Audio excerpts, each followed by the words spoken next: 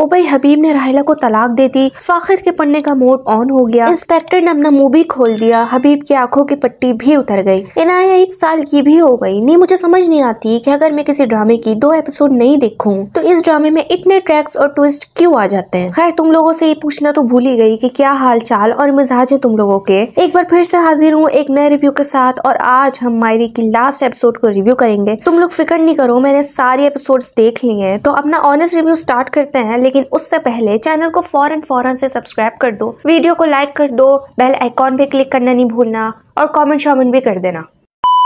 भाई, ड्रामे का एंड आ गया, लेकिन हबीब को गैरत, शर्म और हया नहीं आई।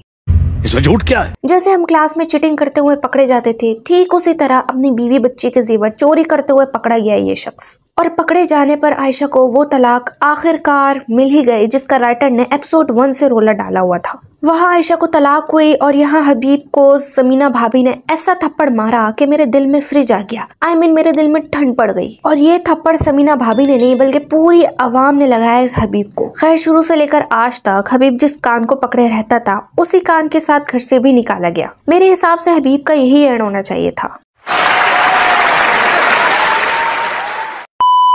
दूसरी तरफ आती है राहिला साहिबा, जिन पे अपने ही पैर पे कुल्हाड़ी मारना, जेवर और बिजनेस के कट की लालच बुरी बला है, और दुश्मन न करे पुलिस वाले ने वो काम किया है वाली मिसालें फिट बैठती हैं। इन्होंने रच के पहले पुलिस वाले के साथ चोरियां डकैतियां की, पूरे हबीब हाउस का जीना हराम किया, और फिर इन्होंने उसी पुलिस वाले की करतूत और रिकॉर्डिंग डीएसपी को भेज दी है, और गलती से समझ बैठी कि बहुत ही कोई बड़ा काम कर लिया। फिर वही पुलिस वाला कहकशा के रूप में आकर इनको ऊपर की कहकशा का टिकट दे जाता है।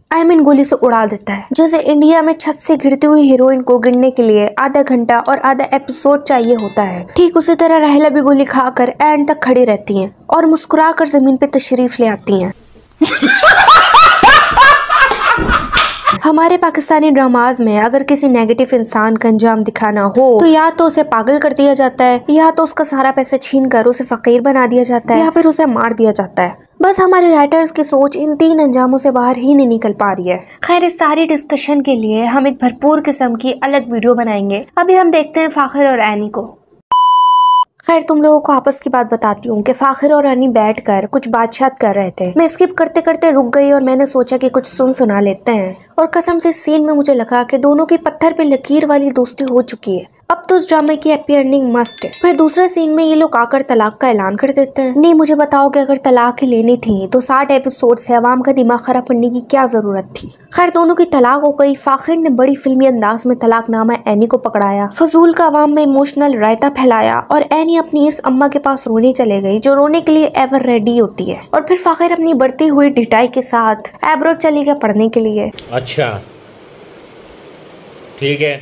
नहीं, जैसे एक जंग में 2 टीम्स होती हैं, ठीक उसी तरह आजकल ऐसी 2 टीमें बनी हुई हैं। एक टीम कह रही है कि इसका एंड यही होना चाहिए था, और एक टीम कह रही है कि तलाक नहीं होनी चाहिए थी। खैर, इतने रोले के बाद फाखिर चले गया बाहर पढ़ने के लिए। हबीब को भी राहिला की मौत की खबर हो गई। नहीं, मेरे हिसाब से फाखिर और एनी को तो लगाओ साइड पे। अगर हबीब का ये लोग ये वाला कान कटवा देते ना तो मेरे हिसाब से हैप्पी एंडिंग हो जाती। खैर, मैं हबीब के सीन स्किप कर रही थी कि मुझे फील आई कि बहुत ही कोई कुछ बड़ा हो गया। फिर मैंने 10 सेकंड पीछे किया तो उन 10 सेकंड में इन्होंने 3 साल ड्रामा आगे कर दिया। तुम लोग भी अपनी आंखें 10 सेकंड के लिए बंद करके देख लो, क्या पता 4 साल आगे हो जाए तुम्हारी जिंदगी। खैर, एनी बन गई इंजीनियर बड़ी कोई आराम से, और स्टेज पे जाके अपनी पूरी जिंदगी की रुदादे भी सुनाने लग गई। बेटी को भी अकेले पाल लिए, जॉब भी करती है। खैर, बहुत ही कोई वेला सा एंड हुआ इसका, लेकिन एंड में एक चीज बड़ी अच्छी हो गई, और वो अच्छी चीज ये थी कि एमन के सारे बाल हो गए ऊपर। नहीं, मतलब बाल इसके ऐसे थे और गर्मी पूरी आवाम को लग रही थी।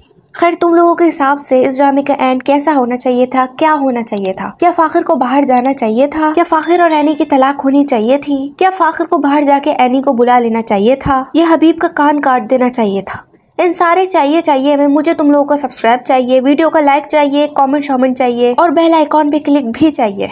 तुम लोग बताओ कि तुम लोगों को नेक्स्ट वीडियो किस पे चाहिए, और ये तो बताना बिल्कुल भी मत भूलना कि ये वीडियो कैसी लगी। मिलूंगे अपनी नेक्स्ट वीडियो में एक नए ड्रामा रिव्यू के साथ, एक नए टॉपिक के साथ। तब तक के लिए तुम लोग अपना ढेर सारा ख्याल रखना। अल्लाह हाफिज।